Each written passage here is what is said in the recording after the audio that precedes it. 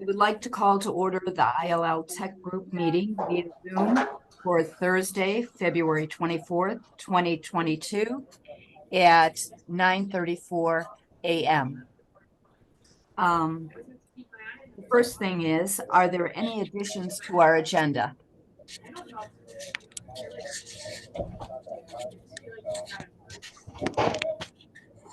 If there are no additions, do I have someone who will approve those minutes?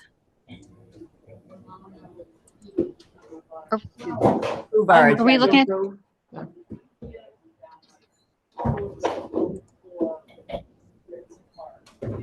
Sorry, Jeannie, are we Moshe, are we looking at the minutes now, or are we Yeah, we're looking at the minutes. I move to approve the minutes. Anne from Prospect Heights. Could you ask everybody to mute themselves? Yeah, I can do that in bulk. Okay, so I'm going to mute everyone except for Jeannie and myself. If you want to say anything, go ahead, unmute yourself. And let me unmute Jeannie here.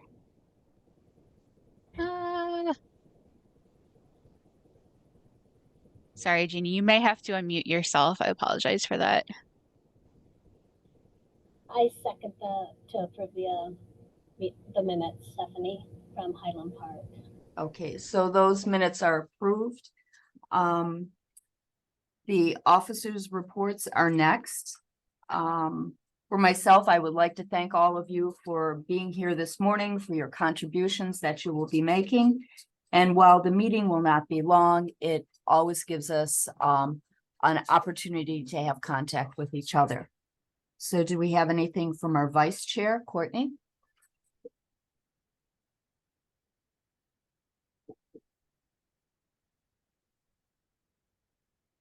Our secretary?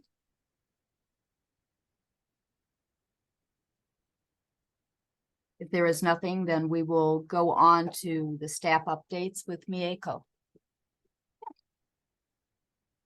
I'm going to share my screen here real quick. Thank you.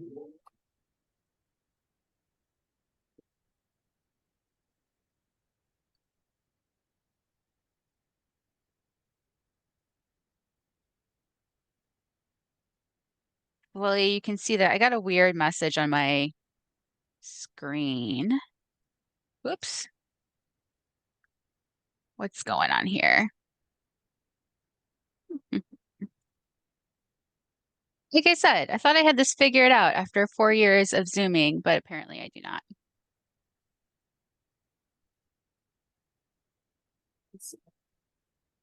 There we go.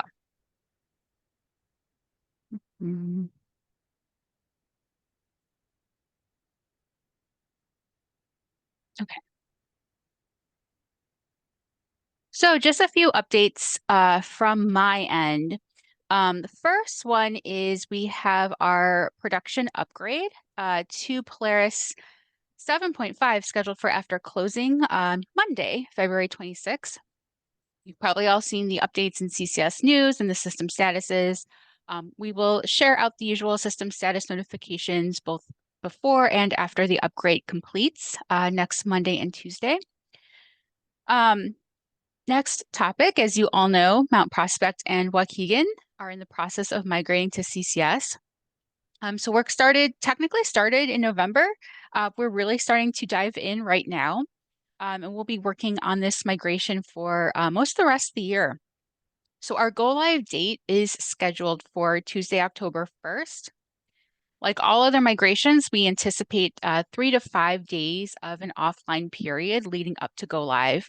And this is all based on the time that we need to load and process and reindex the data. So the tentative offline date for CCS libraries is September 28th. We will do a data load into training at the end of May. And once that training load is complete, we'll know how much time we need for the production data load and then can finalize the offline schedule. So we will have more concrete information in late spring, early summer about our offline period. And I'm glancing at the attendance list, I saw that we have some Mount Prospect staff here today. So welcome. Thank you for joining us. I'm not sure if we have any Waukegan staff, but if we do, welcome to you too. So yes, so we're growing and it's wonderful and we love it. And then finally, our next meeting is the last meeting of the fiscal year, which means it's time to elect officers for the following year. So at the May meeting, we will take nominations for, and we will elect a new chair-elect and a new secretary. So real quick, the secretary, it's a one-year appointment. You will be responsible for taking the meeting minutes. We have 3 ILL meetings a year. 2 are virtual and recorded if that makes considering the job any more attractive to you. Chair-elect is a multi-year appointment. So you will serve 1 year as chair-elect, where your primary responsibility is to fill in for the chair, which at that time will be Courtney, in case of an absence. And then the following year, you will serve as chair, where you'll be responsible for compiling the agenda, facilitating the meeting. So please consider if you're interested in serving, and do not hesitate to reach out if you have any questions. And finally, the annual ILNET survey, it's due by March 31st. You will need both Polaris ILS data and OCLC data to complete the survey. CCS provides the ILS data in a web report called ILNET. So if you click into the report archives, you will want to select the report matching the ILNET survey coverage dates, which is July 1st, 2022 to June 30th, 2023. And again, if you have any questions or issues with that, reach out to CCS through our help desk. The only other thing that I want to do at this time before I turn it over to Deborah is just to share our sign-in sheet with everyone. So let me copy that link here.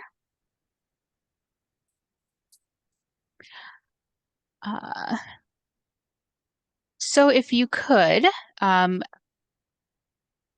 if you have a moment right now to pop your name in by your library, go ahead and do that. I just realized I need to add Mount Prospect and Waukegan into this list, which I will do right now. If you aren't able to do it right now, don't worry. I will email this out to the group after the meeting. So there's the link to the sign-in sheet. And that is all for my updates.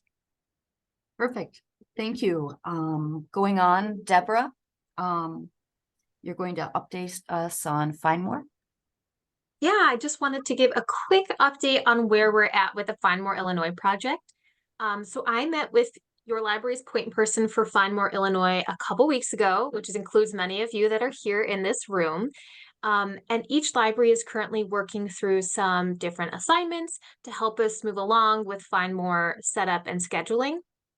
So that includes selecting your library's official launch date for Find More from May through August, with a couple of exceptions.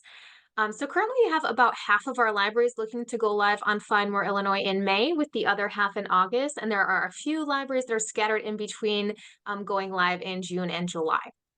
So once we have go live dates for each library firmed up, we'll confirm the training schedule, which is going to be a mix of in-person and a more in-depth hands-on training for ILL staff, and we'll have some additional webinar training options too. So I'm hoping we'll open up registration for those training sessions in March, and that will be through L2. So look for some additional communications to come from either your library's project lead or from CCS in the next month or so. We're really going to kind of pick up steam with preparations as we get a little bit closer towards April and begin our training for Find More. So I'm really excited. Thank you so much to everyone here who has been working diligently through the ticket I opened and all of my questions I have for you. So I really appreciate all the work everyone has put into the project so far, and more to come. I'm very excited. So I'll pause and just see if there's any questions. Yes, I have a question. Deb, I saw that Waukegan was already listed as being an active member of Find More. Are they already live? They are not live right now. So Waukegan was previously a member of Find More Illinois, and then like stopped being a member, didn't renew their contract, and now they're joining again with CCS. So they are not live at this time. Both Mont Prospect and Waukegan will go live on Find More Illinois in October 2025. So we're going to have them go live in CCS this October and then give them like a whole year to get settled into all the CCS things before we give them a new thing they have to learn. So neither of those libraries will be going live this year. That's going to be next year. So Waukegan's not live, even though they are listed on the website. What about Highwood and Deerfield? I believe both of those libraries are currently members of Find More. They were actually very helpful. I reached out to them both as part of our research when we were looking to present this to governing board. So I'm sure they're both very excited to have us join as well. Thank you. And then I believe Antioch is also kind of in our geographic area. They are also members as well. There was a question that came through chat. What will the location be for in-person training? That is going to be the CCS office in Lincolnshire. So we'll be hosting those training sessions in the Fishbowl room, which I think some of us have already been in. So yep, those will be kind of a nice central location for that training. And we are planning at this time to record at least one of the in-person sessions. That way for staff who just aren't able to make it in person, we'll record one of them and have that available on our YouTube channel.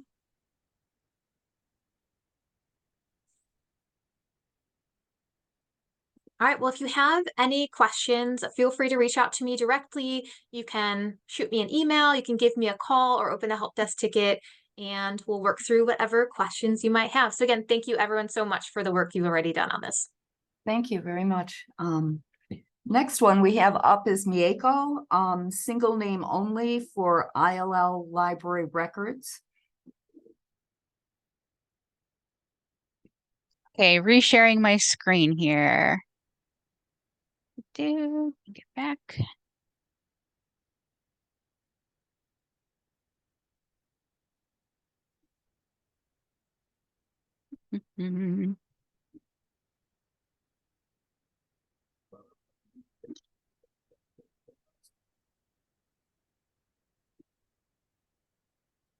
Okay. So to give some background on this, currently in the ILL for CCS branch, which is where we register all of our library institutional records, patron records require staff to input both a last name and a first name. So you are not able to save an ILL library record unless both fields are filled out. And to give some context to our newer attendees, when libraries share materials out of system, so like if they're sharing something through OCLC, they have the option of checking these items out to a library record just to show the item is unavailable. So for example, if you are sending an item off to Skokie Public Library, you can check it out to Skokie's library account in Polaris. A newish setting removes the first name requirement. So if activated, records are able to be saved only with a last name. So this means that staff can save records if the patron has a mononym or if they're entering the single name for an institution like a business, or in the case we're talking about today, an interlibrary loan account. This setting can be enabled by branch. So the Circulation Technical Group voted to enable for all the other CCS library branches in October. So what we are voting on today is if we want to enable this for the ILL for Cooperative Computer Services branch, which again is the branch our ILL library accounts are registered to. So just kind of looking at how the LEAP behavior would change if this setting is implemented. I'm going to show some screenshots first, and then I'm going to jump into our training LEAP to do a short demo. When registering an ILL library record, staff would select this little checkbox that says use single name field. This is right in the patron registration work form. And what this checkbox does is it disables the first name and the last name fields. So this checkbox serves as an indicator that the patron deliberately has a last name only. Now, if staff save a record with last name only, but they don't select the checkbox, LEAP will just display an alert asking staff to verify the patron does not have a first name. So in this case, staff can just kind of like cancel out, go back and select the checkbox before saving. I'm going to jump into LEAP so I can demo, but a few things I just want to note before. The first thing is that the last name field can now support up to 100 characters to accommodate a single name only. And at my last scan of our ILL library accounts, the longest ILL for CCS name was 72 characters. So we should not run into like space issues. Also, because of how names are indexed in the Polaris search tools, both the quick search box and the LEAP find tool are equipped to search for users with single name only. And then in terms of reports, the name data will be in the last name field, right? If we go single name only. So the patron name data will appear if a report looks at the patron last name or the patron full name. If you are like, say, building a Simply report and you only use first name as an output option, you will not see data there. And then finally, because the existing ILL for CCS records follow a convention, CCS does have the ability to bulk update existing library accounts registered to the ILL for Cooperative Computer Services if we approve use of the single name only. The last thing I'm going to mention too, the Circulation ILL Advisory Group discussed use of this setting for ILL for CCS records at our September 2023 meeting. And the group just wants to emphasize, like, they are neutral on activating the setting, so they are completely deferring to the preference of the ILL technical group. So let me switch my screen share over to LEAP at this time, so we can just see what it looks like in action. So I'm going to start off. I've got a public library example and a university library example here. I'm going to start with the public library example of Skokie. So I'm going to pop into the registration area. So right now, Skokie is following the current convention, right? So we've split the name into last name and first name. Now in training, I have activated the single name only setting. So typically, if you're in production right now, you will see that first name is a required field. You would see that little asterisk in there indicating.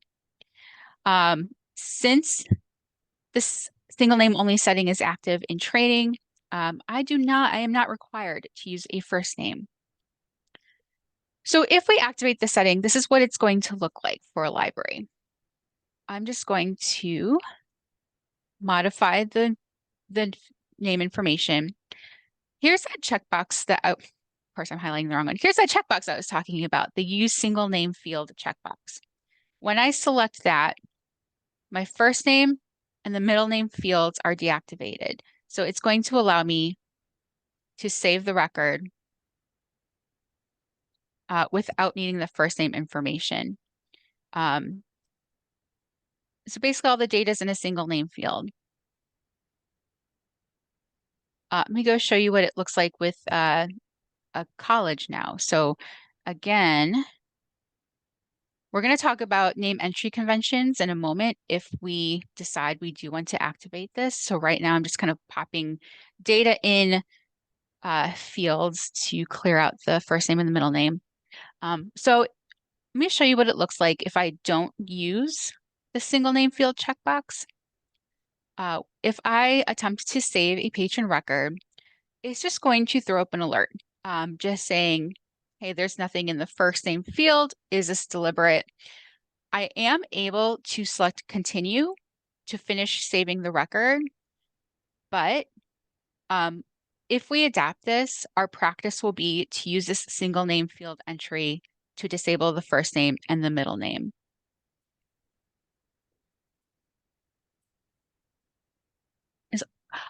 So we are, Anne mentioned seeing this in Production Leap.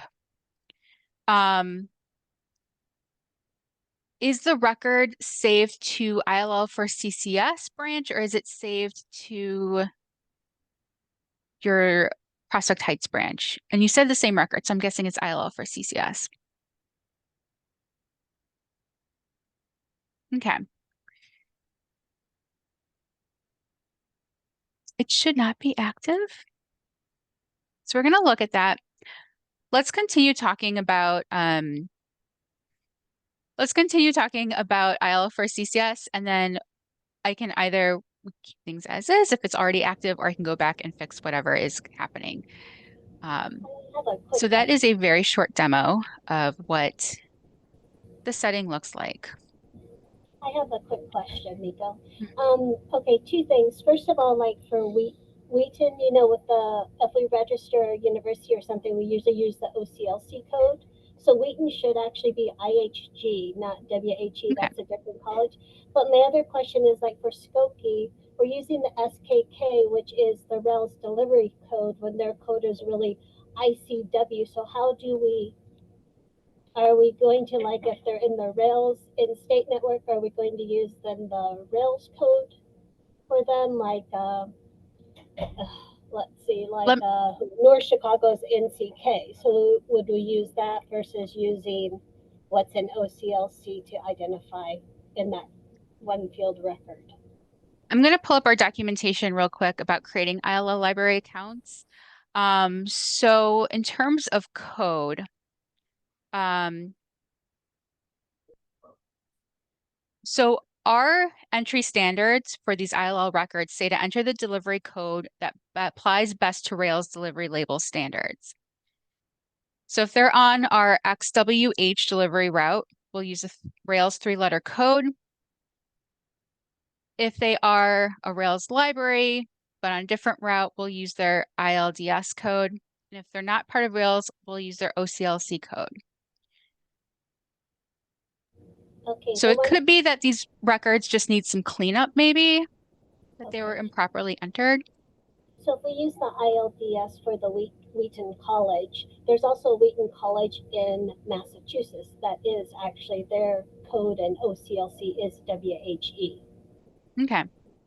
So, and then I guess my other question is, with the Find More Illinois libraries that will be joining, how will those, because like sometimes there's schools and things like that, so we have to create a new record that way.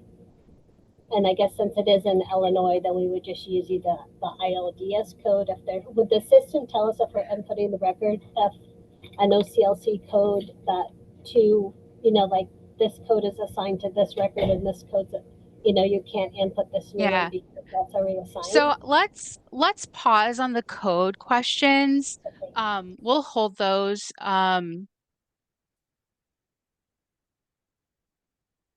I don't want to get distracted from our action item too far. Yeah. So it sounds like we may want to reevaluate what codes we use in an ILL for CCS library record. And we can first get a sense of how Find More is going to, first we'll get a sense of like what Find More is going to do, and then that may give us some more information to guide us if we need changes. So we're going to pause on that. We'll hold that for, definitely hold that for a future discussion. I have an opinion on this. I think like when you have like a Helen Plum library, there's a middle initial that's in there. And if I put in Helen Plum, I will never come up with the library when I'm doing a search. But if I put in XGV, which is their first name, it comes up as a list, and then I can just choose from that list which library I want because I know what area it's in. So I find it very helpful to have that being the first name. And I will say too, with the quick search box in Leap, it indexes last name, it indexes first name. So you can still type in the code in the quick search box and you will still access that record. If I type in Helen Plum, I don't come up with Helen Plum Library because it has a middle initial, Helen M. Plum. Yeah, and the quick search box does a phrase search, and because you're not searching a phrase, that's why it's not coming up in the quick search. And that behavior is going to stay the same whether or not we adapt the single name only. But if I put in XGV, will I still get a list? Yes.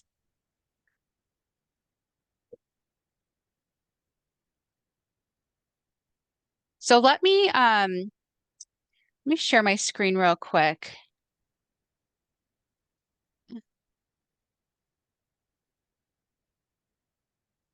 To Leap. Okay, so Naperville Public Library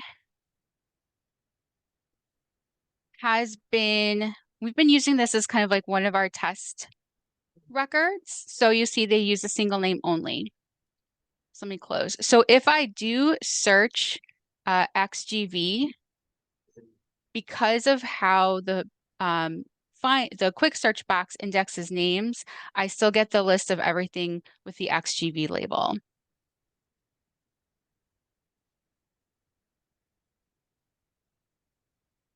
Karen asks, very good question. What is the benefit of this change? I think this is one of the reasons why the advisory group was neutral on it. When we talked about it at the Circ Tech meeting, it was a matter of being able to serve users with a mononym, being able to enter names in more easily for institutions. For the ILL, for CCS branch names, that is a personal call for you. So if this is something where you're like, it's easier to input and it's easier to look at names within a record using the single name field, that definitely would be a benefit to you. If it's something where it's like our current system is working, I don't think this is going to make our lives easier in either way. That is your decision as well. And we don't have to vote to adapt this. So Amy asks, would we use it for book club accounts? Anything that is registered to your library. So I'm assuming your book club accounts are registered to have a registered at branch of like Wilmette or Prospect Heights or your local library. Perfect. You should be able to use this feature right now since the Circ Tech group voted to adapt it for all of the other branches. You can absolutely use it for your in-house accounts. Okay, great. Thanks. Is the XGV seen as a phrase because it has parentheses around it? The find tool in the quick search box doesn't consider special characters. So whether you search XGV just as is or with parentheses, it should have the same behavior either way.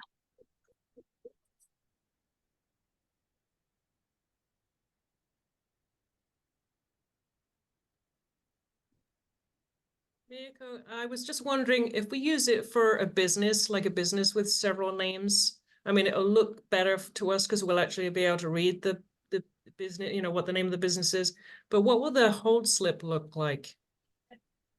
It would take the first 4 characters Mhm. of whatever's in that field. Okay, thank you.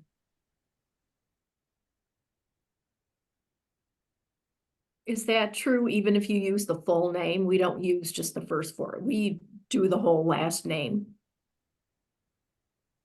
So with a hold slip, it's just if you use a single name, it's technically considered like the last name field. So it's going to pull whatever 4 characters appear first in that field. So you won't see like that first initial, that middle initial at the bottom like you do now. I'll just have the 4 characters. Or however many characters your library uses. But I think we're not really talking about hold slips because we're talking more about interlibrary loans, sending stuff through the delivery bins. I mean, I think where you would run into trouble would be like what about the book clubs, that maybe that would be where it would not print out enough on the book club. If I'm understanding this correctly, so.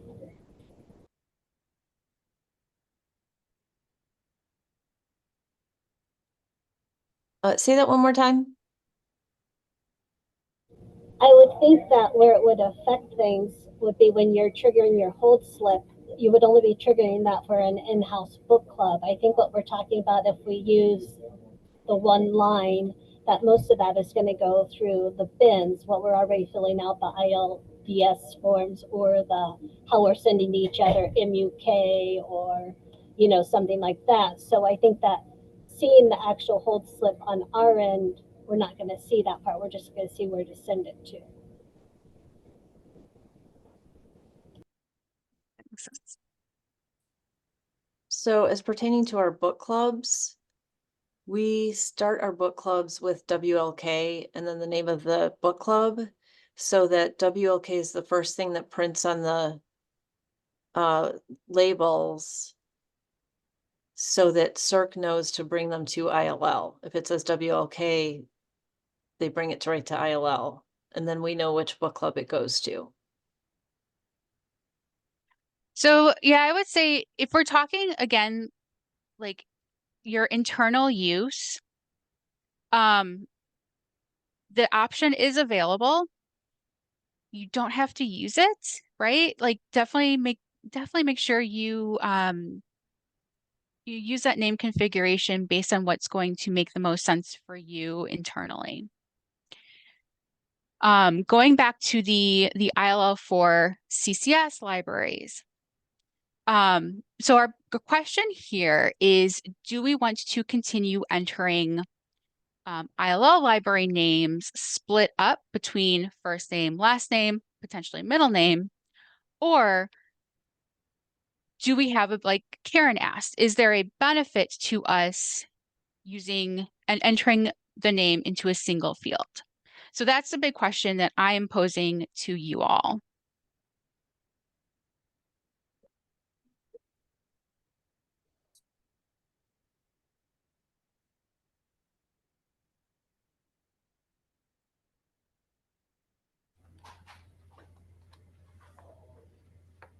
I would vote to just keep it the same. It's, I don't see enough of a benefit of the change to change it.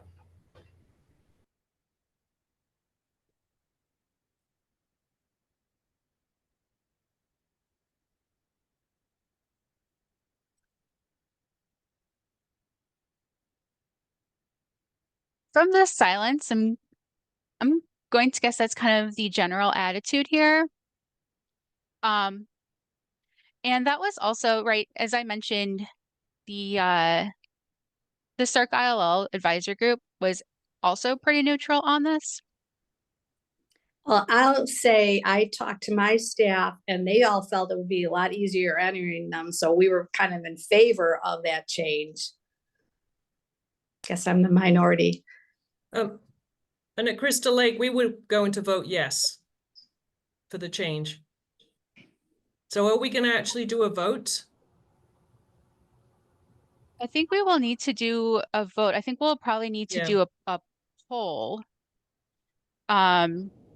So I'm going to pause for a second and see if there's any other discussion points people want to share. If there's any, if you want to share your personal opinions or any other considerations you want the group to think about.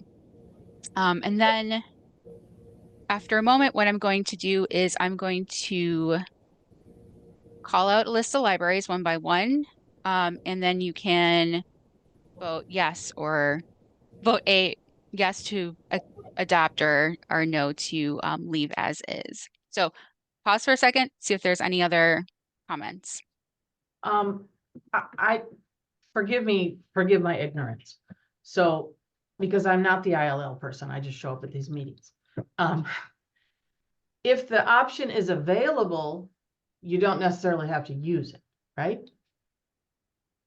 For if we're doing ILO for CCS, this is going to be all or Across the- nothing. Like, Okay, yeah, all right, we thank would you. all use the same convention. That's a good question, Anne.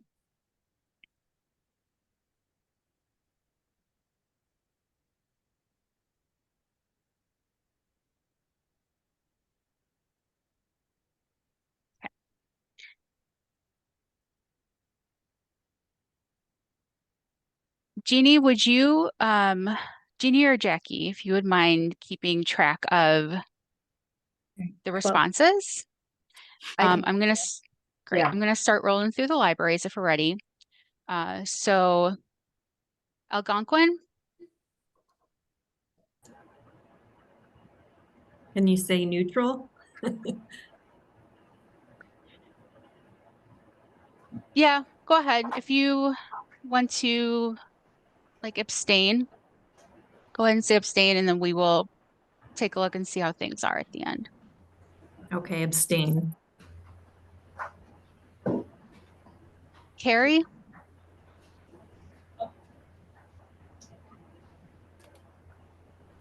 Carrie will be a neutral or an abstain as well. Crystal Lake? Yes. Displains? We abstain as well. Ela? I don't know if Ela's here. Evanston? No for Evanston. And there was a chat that came in asking how this changes affect Find More Illinois slip. Deborah had to leave. I couldn't say off the top of my head how this is going to affect the Find More slip. Unfortunately, I'm sorry, Natalia, I cannot answer your question. Deborah posted a comment that said Find More is not going to check out items to individual libraries. They're just going to be a generic Find More Illinois account that these are checked out to. Thanks, Ben. Fox River Valley? I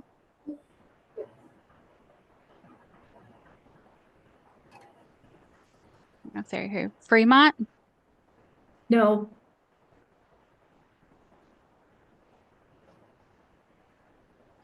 Glencoe?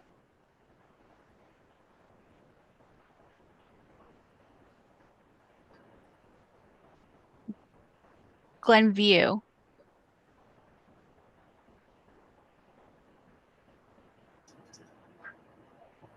I don't think they're here either. Grayslake? Grayslake votes no. Ashley's microphone is not connecting at this time. Highland Park? No. I'm sorry, Stephanie, was that a no?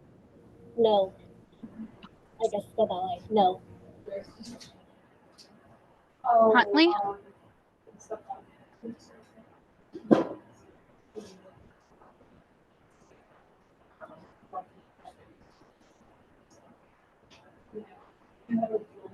Huntley's neutral. Indian Trails?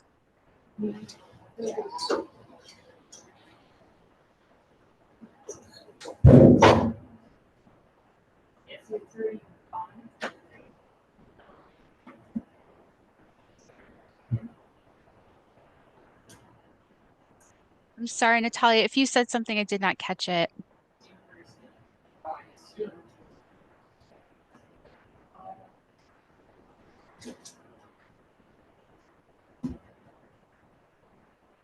They put their vote in the chat for Oh, Indian. thank you. I see it. Let's see, Lake Forest, No. Was, the vote for Indian Trails? neutral. Neutral.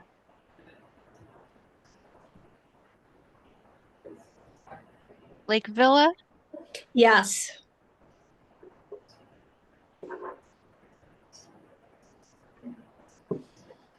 Lincolnwood.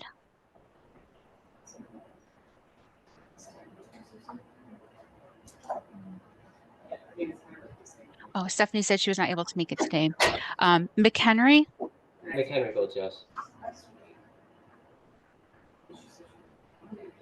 What was that for McHenry? We vote yes. Yes. Morton Grove,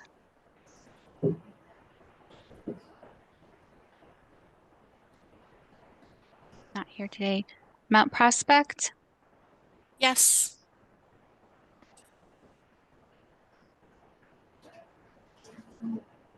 Niles,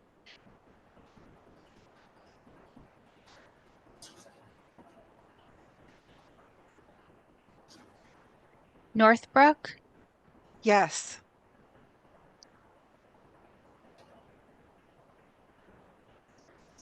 Palatine,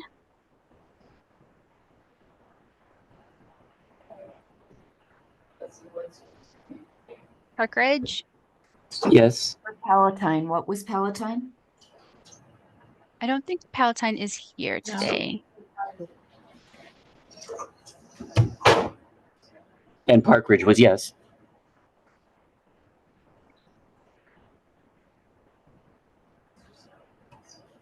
Prospect Heights, Neutral. oh, we do have a response from Palatine. They are neutral.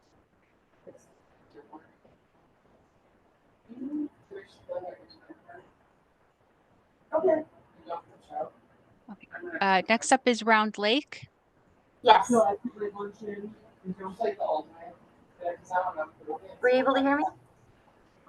Could you repeat that, Alicia? Sorry. Oh, sorry. I said yes.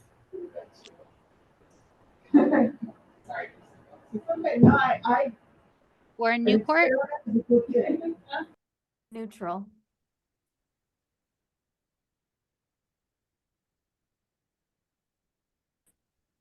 Wilmette,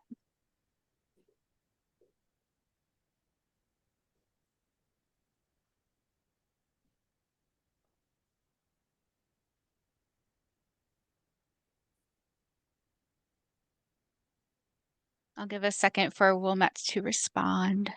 Oh, sorry, neutral.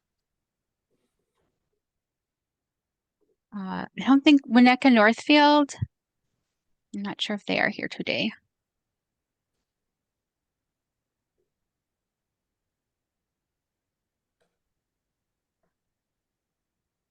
And then I'll bring over to Zion Benton. Yes.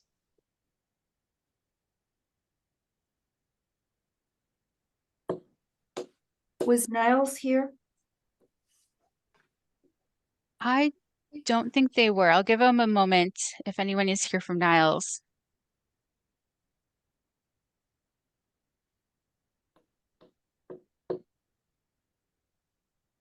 I don't think.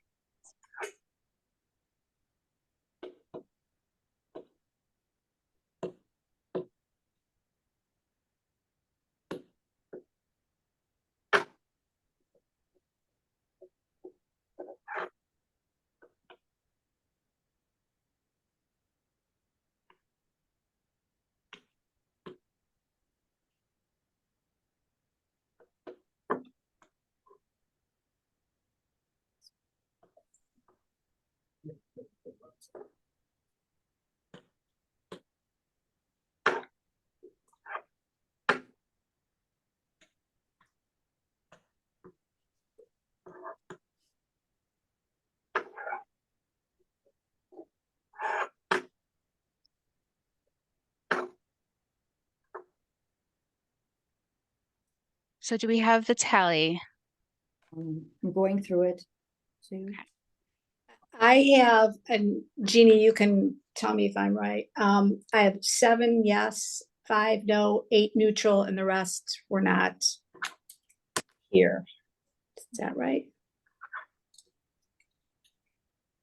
So there was a question about neutrals. So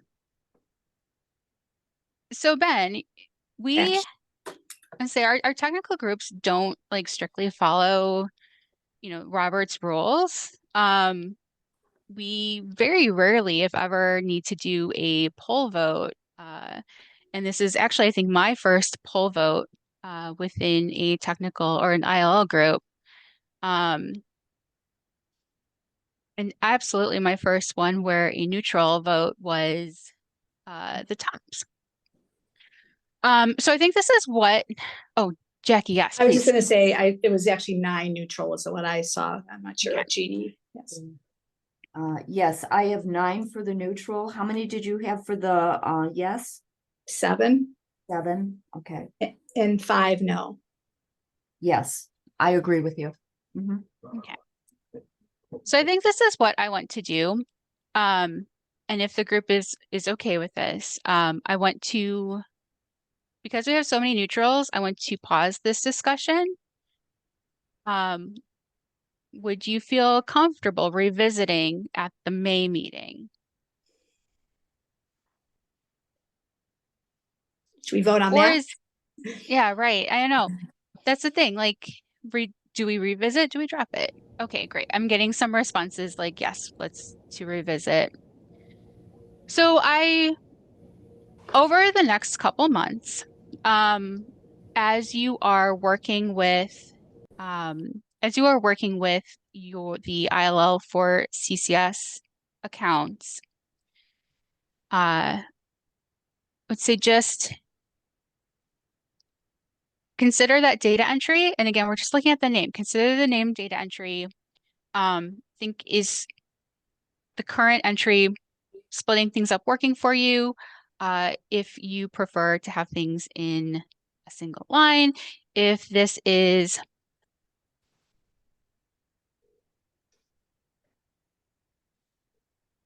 I would say the motion, okay, so comment came through. I would say the motion failed and call a second vote to allow abstentions to recover their vote.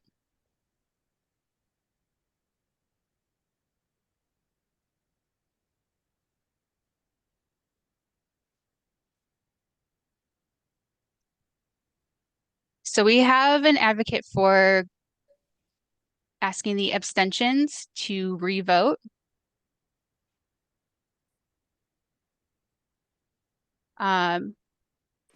Without going through the entire list again, for those who did abstain, just real quick in the chat, has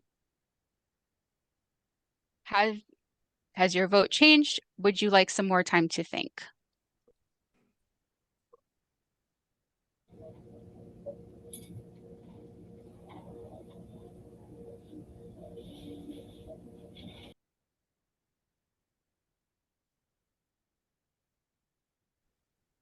Okay. You know what I would say, Mieko, you're right. And I think unless you actually, and you don't really have to enter libraries that often. So many are in the system, but you do sometimes. And unless you have to go and do it, you don't probably understand exactly splitting up the name. And my staff was like so excited about this. They said it's going to be so much easier. But so maybe, yeah, take some time then to go look at these accounts and see what we're talking about. And those big, when you're entering a new library, like a college, and splitting things up and first name, last name, I just would advocate that everybody do a little more looking at it, because I think there was some confusion on exactly what we were talking about. That sounds good.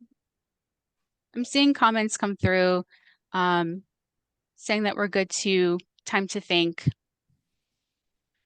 So we'll be in person in May. Obviously we'll be able to do in-person discussion then too, which I think is a little easier than over Zoom. So as Jackie said, over the next couple months, just think about it as you are working with your ILL library accounts. And we will table this and our next action item, which was dependent on the first action item. So our next action item, we're going to cancel. Is that correct, Miyako? We will also hold that and Okay, so we will until hold that May as well. until for the May meeting.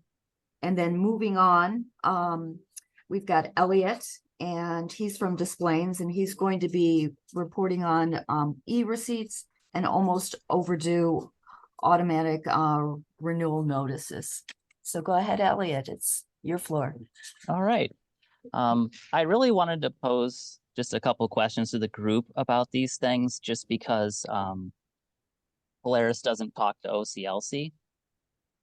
And in the context of renewals for the notices, at any given time, we have maybe 10 or so items that are listed as overdue in OCLC. And most of the time, these items have been auto-renewing in Polaris. And I guess the couple questions I wanted to ask is, because renewals have to be initiated in OCLC by the borrowing library, we feel awkward kind of acting on an overdue in OCLC if it's been auto-renewing. And I don't know if that affects statistics in any way for OCLC. That's one thing. And then the other thing is I just want to know how other libraries deal with this, or if it really matters. I might have some input here. So we have an in-house account called Mr. McFeely, and we go ahead, and when we're sending something out to OCLC, we put a copy hold in this in-house random account. So that prevents the items from auto-renewing. We at Fremont also do that. We do too.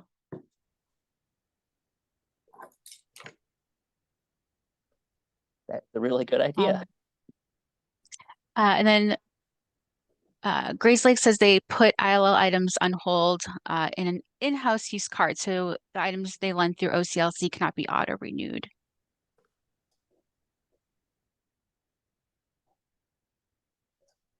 Oh, that really helps. That really answers that for me. The other thing, the one about e-receipts, I don't think this is part of the entry standards for ILL cards, but I've seen that option turned on a lot of accounts, and I wasn't sure what use that has, or again, if it matters.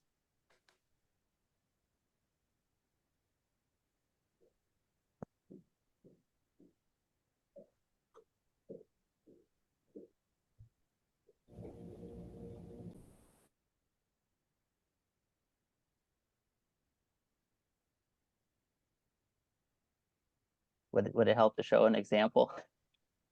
I know what you're talking about. Because when you're checking them out, it pops up e-receipts. A few libraries. I often wonder, like sometimes I get e-receipts from some libraries and I just ignore it. I don't care. But so I don't know if it really matters. But I often wonder, like, should that be like a default, like don't check it? Like, I don't know, but I don't know that it really matters.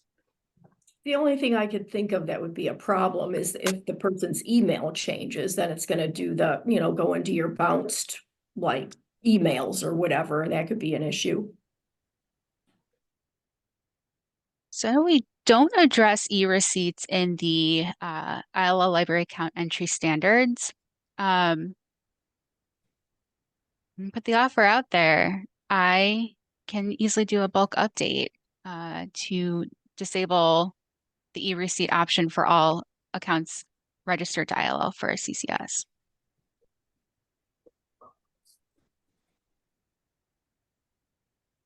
I think that would be a good idea personally.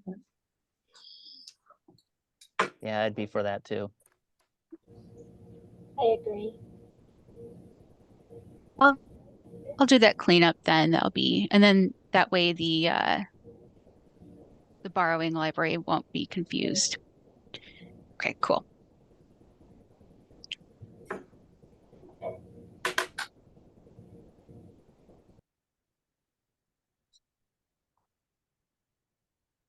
That was it for me. That's it? Perfect, Yep. thank you. It seems like we're doing a a lot of business this morning. I'm surprised. I didn't know we had this much on our agenda. But lots of good questions, lots of good comments, and I thank you. The next thing we have is behind the scenes at Rails, and it's just a review of the 2 short videos that they have on the Rails website.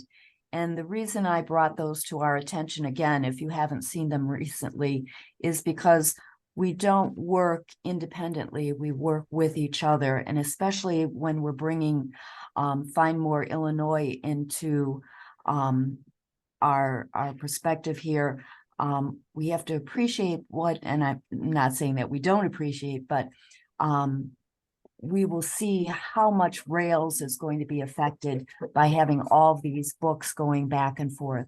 So we have 2 short videos, one behind the scenes of Rails, and then the other is the Rails operation process. So go ahead, Mieko. Thank you. Yeah, thanks. So what I'm going to do now, I'm just going to pause the recording. And this way, for those who are watching the recording, we will provide links in the minutes if you do want to watch the videos. But I'm going to pause. It was just, yeah, that was just a short video reminder of what our Rails people do for us in terms of packing everything and taking it off to the various libraries and delivering it, especially as we enter in our joint venture here with Find More Illinois. Many of the questions that I had by our board members here at Lake Forest Library had questions about the delivery process. They knew about placing the hold. They're just going to place a hold with somebody that's here, but they wanted to know how the books were going to go back and forth and how the labels work and everything like this. This is just a nice reminder. So this being the end of the meeting, if there's no other business that is before us today, I would like to have someone make a proposal that we adjourn.